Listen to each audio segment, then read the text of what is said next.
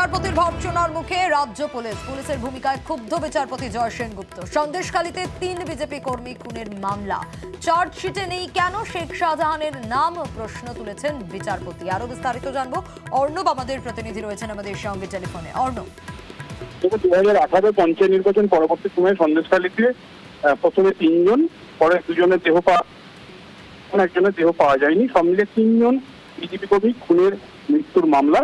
সেই মামলা সিআইডি তদন্ত, রাজ্য পুলিশ তদন্ত করছিল এবং সিবিআই তদন্ত চেয়ে পরিবারের তরফে আবেদন ছিল এবং সেই মামলাতেই আজ তদন্তকারী যিনি আধিকারিক তাকে এজলাসে রেখে বিচারপতি জয় সেনগুপ্তের প্রশ্ন যে মূল অভিযুক্ত শেখ শাহজাহান এই মামলায় ছিল, তার নাম চার্জশিট থেকে কিভাবে বাদ গেল।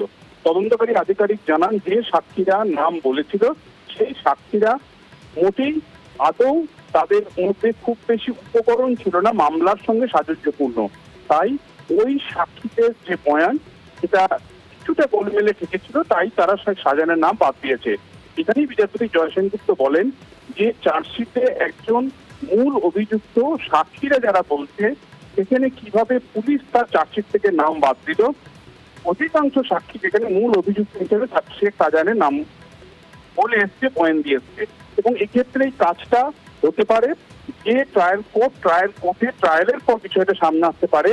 কি করে পুলিশ এই কাজ করলো, কাজেই পুলিশের এই ভূমিকায় অসন্তোষ ব্যক্ত করেন বিচারপতি সেনগুপ্ত এবং তিনি এপ্রিল মাসের প্রথম সপ্তাহ পর্যন্ত রাজ্যকে নতুন করে সময় দিয়েছে এবং রাজ্যের পুলিশকে সঠিক জবাব বা কৈফিয়ত এই মামলায় দিতে হবে এমনটাই নির্দেশও বলা হয়েছে এবং এপ্রিলের প্রথম সপ্তাহে ফের এই মামলা শুনানি। ধন্যবাদ অর্ণব।